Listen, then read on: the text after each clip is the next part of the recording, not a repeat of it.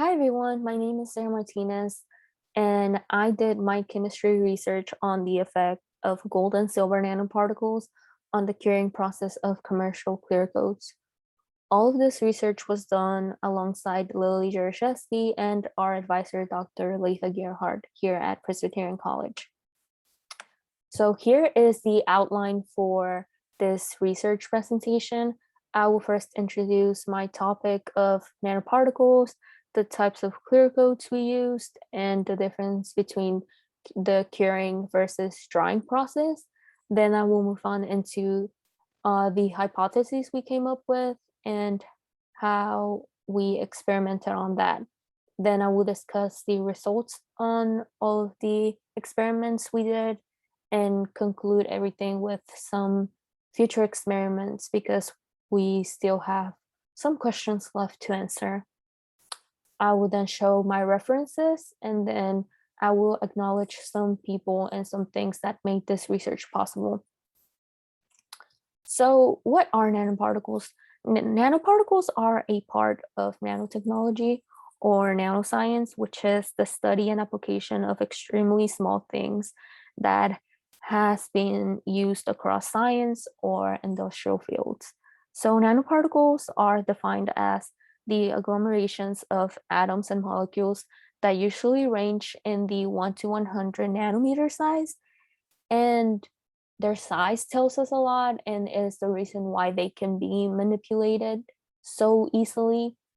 But to think about how small they truly are, we need a size comparison. So figure 1 shows that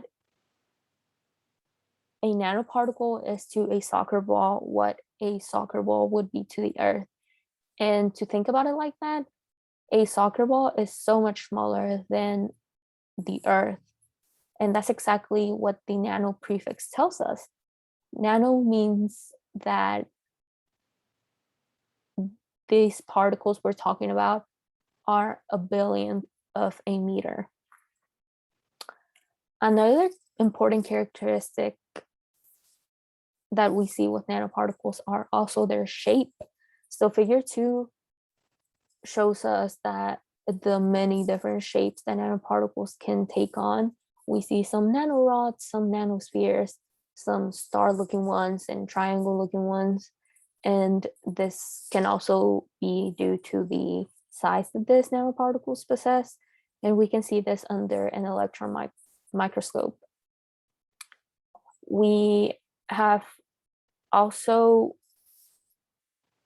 also know that nanoparticles can have different colors, and this can be based on the way that they're synthesized and on what they want to be used for. But in figure 3, we see that they can be red or they can be blue, yellow, and just other colors that are really cool. So we specifically chose to work with gold and silver nanoparticles because of their unique ability to absorb visible light through their surface plasmon resonance. And what happens in this surface plasmon resonance is that the light irradiated electrons that make up the atoms or the molecules begin to oscillate in their electric field, which in turn creates this thermal energy, aka heat. So we kept that in mind when choosing to work with whatever nanoparticle we were going to work with. And we really wanted something that would create that thermal energy. For the clear coats, we decided to go for the Minwax product because that's just a very common brand that you can find at any hardware store. So we chose to work with the water-based polyacrylic and the oil-based polyurethane. And they have different structures. So here in figure 7, we see some of the copolymers that make up the polyacrylic. And then in figure 8, we see some of the urethane linkages that make up the polyurethane. But also something important to know about clear coats is that their curing versus drying rate varies and is different. So the drying is the process by which the water or the solvents evaporate and create that dry outer layer. So basically the clear coat may appear dry and you can touch it and you're gonna think that it's dry, but it's still not ready for use, while the curing is when it has achieved its maximum hardness, basically meaning that all of the chemicals that make up that clear coat have completed their reactions and it is ready to use. So knowing all of that, we hypothesized that the addition of both the silver or the gold nanoparticles into the commercial clear coats would enhance the curing process of the commercial clear coats by providing areas of increased thermal energy through their surface plasmon resonance. So to get started with the experimental part of this research, we first had to synthesize the metal nanoparticles, and then we wanted to characterize them just to know what we were actually working with. And then for the measurements, we looked at the optical density and the viscosity. So here are some of the instruments we used, including the UV spectrophotometer, the transmission electron microscope, a size 300 viscosimeter, the Biotech EL 800 microplate reader, a light bulb, thermometer, a water bath, and then some other things that would be found in a lab. So for the aqueous metal nanoparticles that we made, this were very simple but time consuming. So we synthesized them by using either the gold or the silver ions, boiling that in about 100 mils of ultra pure DI water, and then adding sodium citrate as the reducing agent. And as seen in the top corner, this is kind of the reaction that happened. As seen after the citrate is added, the clear color starts turning into a different color. And that's exactly what happened for both of this synthesis. But the resulting color was different. For the gold, we saw a ruby red, and for the silver, we saw a milky green. And now that we had those two, we wanted to make them into different concentrations. So we measured equal amounts of the gold and the silver nanoparticles, and we put them into smaller beakers, and then we boiled them down into a certain volume to create different concentrations. And what we did notice when making these different concentrations was that the silver concentrations were much bigger than the gold concentrations. The big thing with making the aqueous gold and silver nanoparticles was that they went perfectly into the polyacrylic, but they did not mix well with the polyurethane. And this was because one was water-based and the other one was oil-based. So because that happened, we had to figure out a way to make the nanoparticles go into the polyurethane. And this was the big breakthrough in our research. We actually were able to functionalize the gold nanoparticles, and we functionalized this with the help of the acetyl-trimethyl ammonium bromide, also known as CTAB. So what we did was we added the gold ions alongside some tetraoctylammonium bromide and some toluene, and then we mixed that well and let it sit so the organic layer and the aqueous layer separated. After we did that, we removed the organic layer, and that's what we wanted to work with. In the organic layer, we added some of that CTAB, and then we let that mix well. And after that mixed into the organic layer, we added the reducing agent, the sodium borohydrate, and then we vortexed that. And that's when we saw that transition of colors, and the result was the functionalized gold nanoparticles. So figure 9 and figure 10 are the actual nanoparticles that we synthesized. Here are the aqueous gold nanoparticles, the silver nanoparticles, and here are the functionalized gold nanoparticles. And we can tell that there was a difference between the aqueous and the functionalized gold nanoparticles just by looking at the color of the solution. So now we had to characterize them to know what we were working with. So a way we did this was by looking at their absorption maxima versus their wavelength. And we were able to tell that the silver nanoparticles absorbed at a lower wavelength than the gold nanoparticles. And by looking at both of the gold nanoparticles, we saw that the aqueous gold nanoparticles absorbed at a lower wavelength than the functionalized nanoparticles. This can also tell us why we saw the different colors in the solutions. The second way we characterized them was by figuring out their sizes and their shapes. So we used an electron microscope for this, and we were able to tell that both gold nanoparticles were sphere-shaped, while the silver nanoparticles seen in figure 13 were both sphere and rods. And we kind of concluded that that was because the synthesis of the silver nanoparticles is less controlled than the gold nanoparticles. It's even the reason why the synthesis has to occur with the least amount of light exposure, because light reacts with the silver very easily. So then we moved on to measuring the curing rate, but we truly looked at the drying rate because the curing rate takes longer and we really didn't know how to look into the curing rate.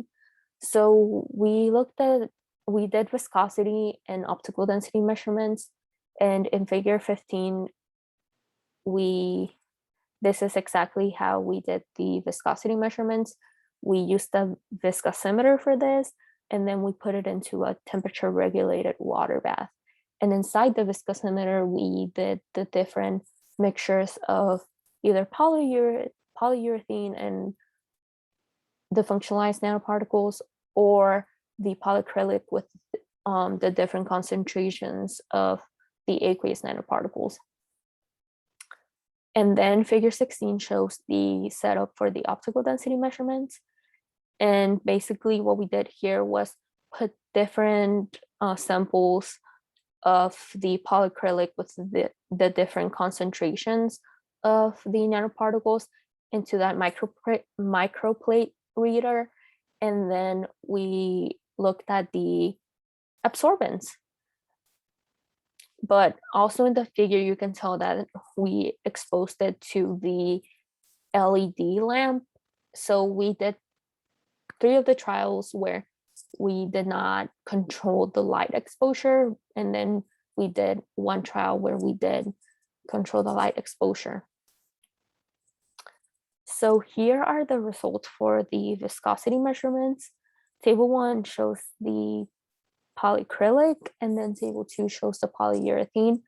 But as you all can tell from both tables, the time rates really did not vary a lot, which basically indicated that the rate of flow was not affected by the gold or the silver nanoparticles.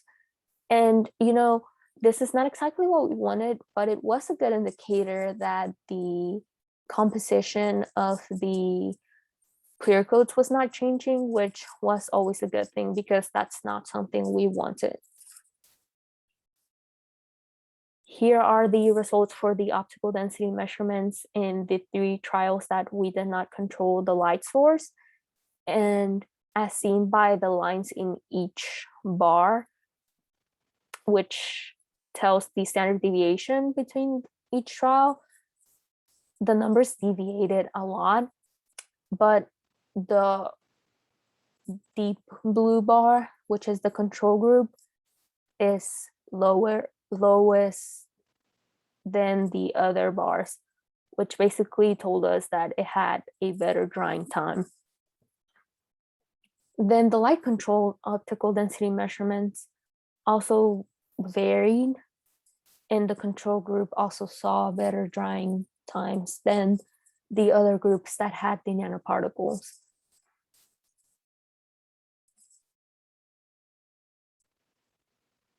So basically, we saw that the viscosity time rates were similar and that the optical density drying times varied, but that might have been caused by different factors.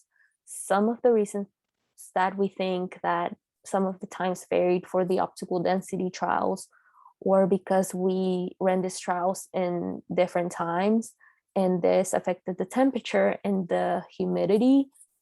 And for the viscosity, we just think that the viscosity might have not been the best thing to measure for this experiment. But it is important to note that we did successfully functionalize the gold nanoparticles, which we did spend a lot of our time on, and we were very happy when we were able to do this and that they went perfectly into the polyurethane. So to conclude this research, we did see that each metal nanoparticle had a homogeneous mixture into their corresponding clear coat. We saw that the drying time was not increased and that the control groups saw better dry rates.